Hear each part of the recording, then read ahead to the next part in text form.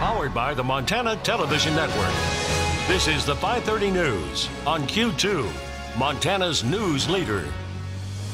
Good evening, everyone. Thanks for joining us. I'm Jeanelle Slade. Russ is off tonight. Well, it is Title Night Tuesday, and the Metro looks to draw in the Montana fans. After an exciting three-point buzzer beater to push the Western Bulldogs into overtime against the Freed-Hardeman Lions Monday night, the Lady Bulldogs snatched the win, and tonight will play for a national championship.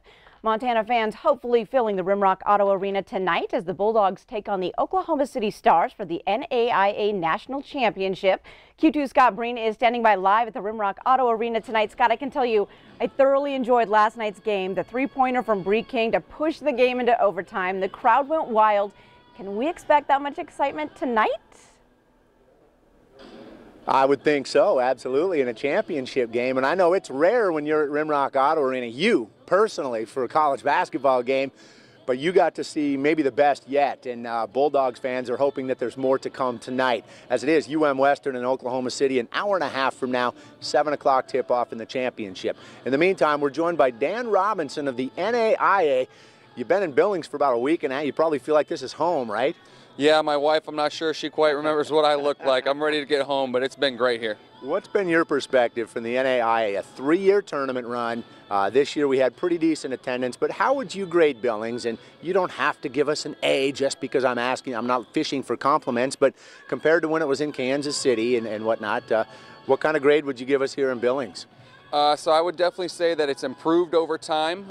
Speaking with my predecessor here who ran the tournament the 2 years before me, you know, obviously the first year you're working through some things and it's been smooth sailing ever since. The Visit Billings team has been great. And the community just really embraces it here. Every place I've walked into with that NAIA logo on my shirt, everyone's super excited to meet me and wants to know what I do, and you can just feel the community buy-in. We're looking at some video now of this week's tournaments and some thrilling games down here, buzzer beaters and overtimes. And Western being in the championship certainly has to help attendance-wise. I think I was told we're approaching 16,000 at this moment, plus whatever we get tonight. Your thoughts on a Montana team forcing its way into the title game? So I know a few of our NAIA coaches think, oh, well, you know, the Montana team's here, the home team, but we're really excited for it. If my guess is correct, we're going to break the attendance record for this tournament in Billings by a long shot. And, you know, school's closed right now at Montana Western, so the kids can come down. So I know that they're fired up, and there'll be a lot of Bulldogs headed this way. Yeah, no question about it. We'll talk about your experience with it. A year ago, you said you were working for the Kansas City Chiefs. Now you're with the NAIA, and here we are on championship night in the middle of Montana.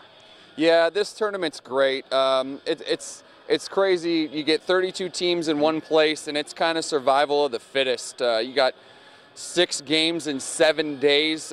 Any juice that these teams got left, they're going to put it on the floor tonight. And again, the community has just been so great. Our teams love it here.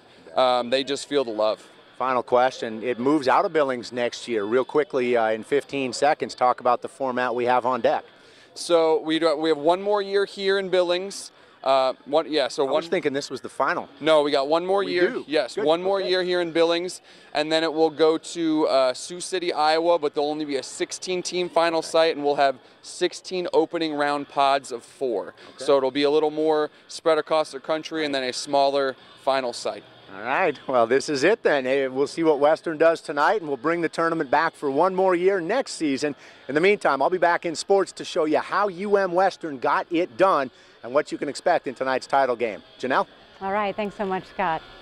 In other news tonight, the Grizzlies are going dancing, and Grizz fans sent the team off in style this morning. The Montana men's basketball team left this morning. Montana won the Big Sky Conference tournament Saturday to earn a trip to the NCAA tournament for the 12th time in school history and second season in a row. The Grizz will play second seed Michigan this Thursday night at 7:20. The game will be broadcast nationally on TNT. The Grizzlies have won 52 games over the past 2 seasons, the best 2-year stretch in school history. An update tonight on the Montana Highway Patrol trooper fighting for his life at a Salt Lake City hospital after he was ambushed near Missoula last Friday. We are learning that 35-year-old trooper Wade Palmer remains in critical condition but is stable with a head injury. Montana Highway Patrol Colonel Tom Butler tells Q2 that Palmer has a long, slow road of recovery ahead. Now, Butler says the head injury that Palmer sustained is such that it's, quote, going to be a long time before we really understand the long-term implications. Palmer was airlifted to Salt Lake City, where Butler says the hospital is specialized in handling head injuries like this. Now, bond has been set at $2 million for 28-year-old Jonathan Birch, the man accused of shooting Trooper Palmer and 3 others, one of which died Friday morning. The Montana Highway Patrol trooper hopes to have another update on Palmer's condition sometime tomorrow night. Well, the family of a man killed by a Billings police officer in 2014 will receive a $550,000 settlement from the city.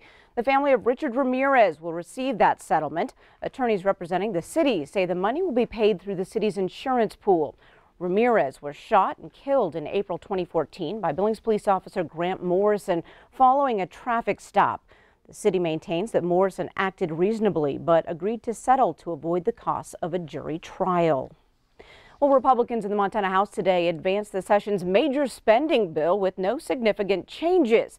But as lawmakers from both sides of the political aisle agreed, some major money decisions have yet to be made before the state's 2-year budget can be put to bed. MTN's Mike Dennison reports. After a relatively short debate Tuesday, the Montana House voted 54 to 46 to advance House Bill 2, which finances most of the state's $10 billion 2-year budget. Republicans provided all of the yes votes, while all 42 Democrats and 4 Republicans voted no.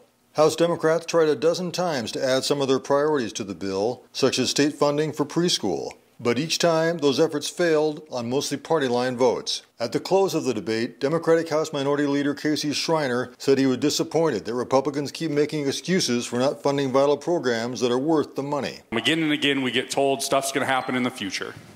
We had an opportunity today to solve some of these problems, to lead with solutions, and we didn't do that. Again, I appreciate the good work that's gone forward, but we're not quite there. We got more work to do.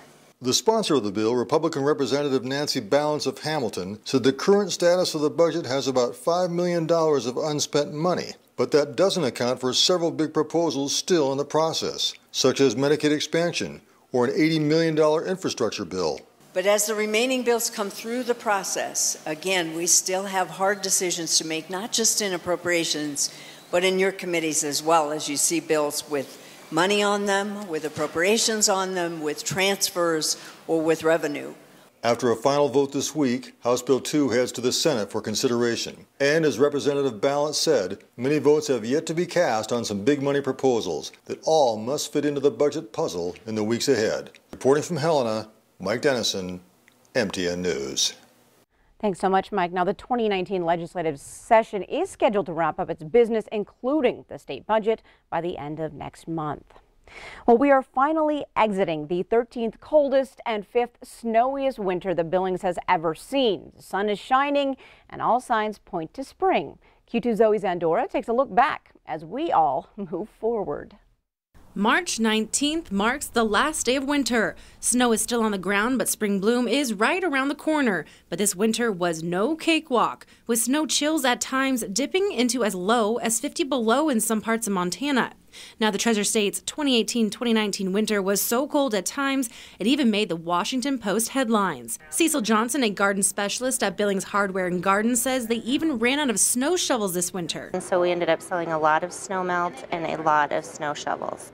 At one point when we didn't have enough snow shovels, we sold grain shovels. Johnson says with the large amount of snow in February, dirt trucks are ready to drop off dirt with nowhere to put it. We've had, I think, 3 to 4 dirt trucks show up within the last couple weeks, and so as you drive by out here, you're going to have lots and lots of pallets of dirt that the trucks have dropped off, and we can't even get those into our yard yet because we're waiting for snow to melt.